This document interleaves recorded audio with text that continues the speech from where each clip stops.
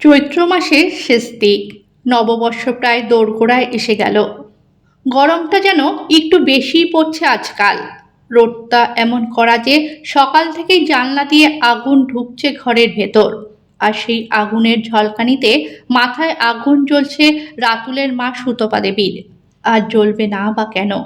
ভেবেছিল আজ রবিবার বাবা ছেলে দুজনকে নিয়েই বেরোবে গড়িয়াহাটে কিছু কেনাকাটি করার জন্য। কিন্তু তার সেই ইচ্ছাই অপূর্ণই থেকে গেল। মনে মনে কত রকমের ছক কেটে রেখেছিল সে। সেই সঙ্গে ছিল অনেক আশা ও আকাঙ্ক্ষা। তাই সকাল সকাল শুরু হয়ে গেল তার চিৎকার। সেই চিৎকারে বাড়ি মাথায় উঠল। রাতুল, এই রাতুল, আর কত ঘুমাবি? ওঠ, আজকে কিন্তু শপিংয়ে যেতেই হবে। বিছানায় মুখ গুজে রাতুল গজগজ করল। মা, আর একটু ঘুমোতে দাও না, রবিবার তো। রবিবার বলে কি কাজ থেমে থাকবে? সামনে পয়লা বৈশাখ, এখনো একটা সুতো পর্যন্ত কেনা হয়নি। রাতুল ভাবল আজ তার আর রক্ষা নেই। গতকাল রাতেই মা বলেছিল তার লম্বা লিস্টের কথা। নাতি নাতনির জন্য জামা প্যান্ট, মেয়ের জন্য শাড়ি, জামাইয়ের পাঞ্জাবি, মেয়ের শাশুড়ির জন্য কিছু ভালো উপহার, তারপর নিজের মা বাবার জন্য, দূর সম্পর্কে দেওরের ছেলে মেয়ের জন্য, নিজের জন্য, রাতুলের জন্য। আর হ্যাঁ, দুটো বেড কভারও কিনতে হবে, কয়েকটা সুতির শাড়ি, আরও কত কি। সেসব ভেবে রাতুলের মাথা ঘুরতে থাকে। সে ভেবেছিল সকাল হলে কোনো একটা বাহানা দিয়ে নিচে সরে পড়বে। শেষমেশ বাধ্য মা বাবাকে নিয়েই চলে যাবে। কিন্তু সেগুড়ে বালি দিয়ে তার বাবা বাঁচার রাস্তা খুঁজে নিয়েছেন। আমার আজ খুব জরুরি মিটিং আছে বলে তিনি চা না খেয়েই বেরিয়ে গেলেন। মায়ের মুখে সে কথা শুনে রাতুল মনে মনে বলল, বাবা, তুমি সত্যিই জিনিয়াস। অগত্যা 1 ঘন্টা পরে মা ছেলে বেরোলো। গন্তব্য গড়িয়াহাট। আর গড়িয়াহাট মানেই আলাদা এক জগৎ, বিশেষ করে এই চৈত্র মাসে। রাস্তার দুপাশে সারি সারি দোকান, মাঝখানে ভিড়ের স্রোত, হকারদের ডাক, দিদি দেখুন না, লাস্ট প্রাইস, একবার দেখে যান। মাঝে মাঝে ফুচকার গন্ধ, কোথাও আবার জেলি কাপের রঙিন ঝিলিক। সুতপা দেবীর চোখে উচ্ছ্বাস। এই দোকানটা ঢুকি, ওই শাড়িটা দেখো তো, না না, ওখানে ভালো দেবে। রাতুল হাঁটছে, শুধু হাঁটছে। মনে হচ্ছে আজই তার হাঁটার রেকর্ড ভেঙে যাবে।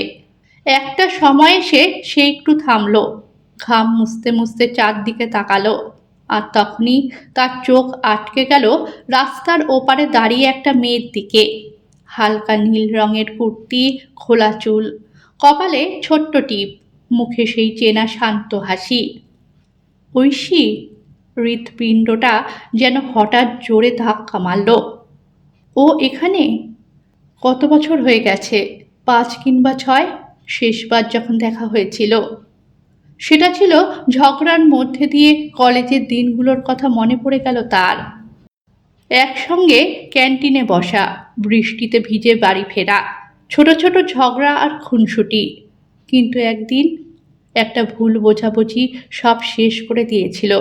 কেউ কাউকে বোঝানোর চেষ্টা করেনি, শুধু চুপ করে দূরে সরে গিয়েছিল। এক সময় মায়ের ডাক শুনে চমকে উঠল সে, রাতুল, কোথায় গেলি? কিন্তু ততক্ষণে ঐশীর সাথেও চোখে চোখ পড়ে গেছে। দুজনেই থেমে গেছে। চারপাশে ভিড়, শব্দ, সব যেন হঠাৎ ম্লান। খুব ইচ্ছা হলো রাতুলের কেমন আছে সে জানতে। দুটো কথাই তো, তার বেশি তো আর কিছু নয়। তাই সে মাকে বলল, মা, চলো না ওই দোকানটাতে যাই, ওখানে বেশ ভালো কালেকশন আছে দেখতে পাচ্ছি, দিদির জন্য তুমি কিছু নিতে পারো। তা শুনে মা রাজি হয়ে গেল। কিছুক্ষণ পর দুজনেই দাঁড়িয়ে আছে কাছাকাছি। প্রথমে দুজনেই চুপ, তারপর ঐশী হালকা হেসে ধীর গলায় বলল, কেমন আছো? রাতুল একটু থেমে বলল, ভালো, তুমি? চলছে। এই চলছে কথাটার ভেতর কত কিছু লুকিয়ে আছে, দুজনেই বুঝতে পারল। এমন সময় তার মা বলল, চল রাতুল, এবার বাড়ি যাই, যা গরম পড়েছে, আর পারা যাচ্ছে না রে। তাছাড়া আমার কেনাকাটা প্রায় সব হয়েও গেছে। আর থেকে কি করব বল, চল বাড়ি যাই।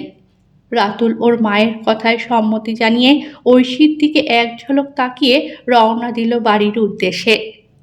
সেদিন গড়িয়াহাট থেকে বাড়ি ফেরার পর থেকেই সুতপা দেবীর চোখে একটা আলাদা কৌতূহল।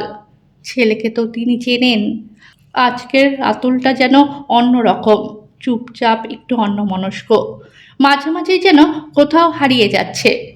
খাওয়ার টেবিলে বসেই তিনি জিজ্ঞাসা করলেন, এই যে আজকে যেই মেয়েটার দিকে তাকিয়েছিলি, কে সে? রাতুল চমকে উঠে বলল, কোথায়? কে? আমাকে বোকা বানাবি না, আমি সব দেখেছি। রাতুল একটু অপ্রস্তুত হয়ে হেসে বলল, কেউ না মা, এমনি চেনা একটা মেয়ে, একসাথে পড়তাম। তুমি যেটা ভাবছো সেটা নয়। চেনা? শুধুই চেনা? সুতপা দেবীর চোখে দুষ্টু হাসি, কিন্তু রাতুল আর কিছু বলল না। কোনো মতে কথা ঘুরিয়ে নিজের ঘরে চলে গেল। ঘরে ঢুকে দরজা বন্ধ করতেই যেন সব স্মৃতি একসাথে ঝাঁপিয়ে পড়ল। ঐশীর মুখ, তার হাসি, সেই চলছে বলা, সব কিছু মাথার ভেতর ঘুরপাক খাচ্ছে। আর একটু কথা বলা যেত, ও কি এখনো? আর থাকতে পারল না সে, ফোনটা হাতে তুলে নিল। কিছুক্ষণ নাম্বারটার দিকে তাকিয়ে রইল, তারপর সাহস করে কল করলো। ওপাশে কয়েকবার রিং হওয়ার পর ঐশী ফোনটা তুলল।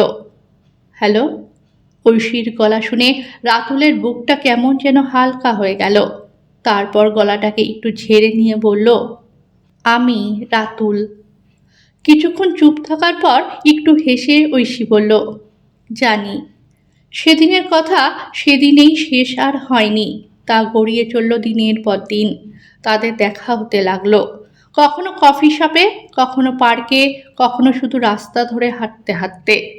পুরনো অস্বস্তি ধীরে ধীরে গলে গেল। আবার সেই বন্ধুত্ব, সেই সহজ কথা বলা, আর তার মাঝেই অদৃশ্যভাবে ফিরে এলো ভালোবাসা। সব কিছুই ঠিকঠাক চলছিল। হঠাৎ করে একদিন রাতে সুতপা দেবী ডাকলেন রাতুলকে, শোন, তোকে একটা কথা বলার ছিল। রাতুল বসতেই তিনি বললেন, আমি একটা মেয়ে ঠিক করেছি তোর জন্য, খুব ভালো পরিবার। পয়লা বৈশাখের দিন যাব পাকা কথা দিতে। রাতুলের মাথায় যেন বাজ ভেঙে পড়ল। আমতা আমতা করে বলল, মা, আমি আমি একজনকে পছন্দ করি। সেসব আমি শুনতে চাই না। এতদিন কোথায় ছিল সে? কতবার করে বলেছিলাম কেউ থাকলে বল, কই, তখন তো কিছু বলিসনি। তুই তো জানতিস আমরা তোর জন্য মেয়ে খুঁজছি, তোরও তো কোনো আপত্তি ছিল না। সেবার বললাম চল মেয়েটাকে দেখে আসি, তুই কি বললি তোমরা যাও। আমরা গেলাম, আমাদের পছন্দ হয়ে গেল। তোকে তো জানিয়েছিলাম সে কথা, কিন্তু তখন তুই বললি তোমাদের যা ইচ্ছা তাই করো। এখন এসব বললে হবে না, আমাদের মান সম্মানের কোনো দাম নেই। এই কথায় চুপ করে গেল রাতুল। অভিমান, কষ্ট সব মিশে গেল তার ভেতরে। সত্যি তো, মা তো কিছু ভুল বলছে না, সে তো নিজেই বলেছিল কথাগুলো। কারণ তখন তো তার জীবনে কেউ ছিল না। হঠাৎ করে ঐশী যে আবার ফিরবে কি করে জানবে সে? তবুও নিজের চাওয়া পাওয়াগুলোকে বলি দিয়ে মায়ের সম্মান ভেবে সে রাজি হলো যাওয়ার জন্য। পয়লা বৈশাখের দিন নতুন পাঞ্জাবি পরে মুখে জোর করে হাসি নিয়ে সে গেল মেয়ের বাড়ি। আজই সব শেষ হয়ে যাবে ভেবে ভীষণ মন খারাপ তার। ড্রয়িং রুমে বসে আছে তারা সবাই, সাথে রয়েছে মেয়ের বাড়ির লোকজন। অবশেষে মেয়েকে ডাক পড়ল। বুক ধড়ফড় করছে রাতুলের। ধীরে ধীরে মেয়েটা ঘরে ঢুকলো, আর তারপর রাতুলের চোখ দুটো স্থির হয়ে গেল। ঐশী! দুজনের চোখে অবিশ্বাস, তারপর বিস্ময়, তারপর একরাশ আনন্দ। রাতুল প্রায় ফিসফিস করে বলল, তুমি এখানে? ঐশী শুধু হেসে মাথা নিচু করল।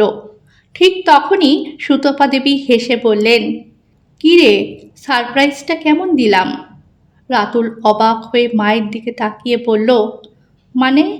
সুতপা দেবী ধীরে ধীরে বললেন, সেদিন তোর ঘর গোছাতে গিয়ে একটা বইয়ের মধ্যে ঐশীর ছবি পেলাম, সাথে কিছু চিঠি। বুঝতে বাকি রইল না। তারপর তোর ফোন থেকে নম্বরটা বের করে ফোন করলাম, কিন্তু ধরল ওর মা। তখন আমার মাথায় একটা দুষ্টু বুদ্ধি খুলে গেল। সেই মতো আমরা দুই মা মিলে প্ল্যান করলাম তোদের আবার একসাথে আনার। ঐশীর মা পাশ থেকে হেসে বললেন, বাচ্চারা যা পারেনি সেটা আমরা করে দেখালাম। রাতুলের চোখ ভিজে উঠল। সে মায়ের দিকে তাকিয়ে বলল, মা তুমি? সুতপা দেবী হেসে বললেন, মায়েরা সব বোঝে রে। ঐশী ধীরে এসে দাঁড়ালো রাতুলের পাশে। দুজনের চোখে একই প্রশ্ন, এবার আর ছেড়ে যাবি না তো? বাইরে তখন বাজছে রবি ঠাকুরের গান, এসো হে বৈশাখ এসো এসো। গল্পটা ভালো লেগে থাকলে চ্যানেলটাকে সাবস্ক্রাইব করবেন।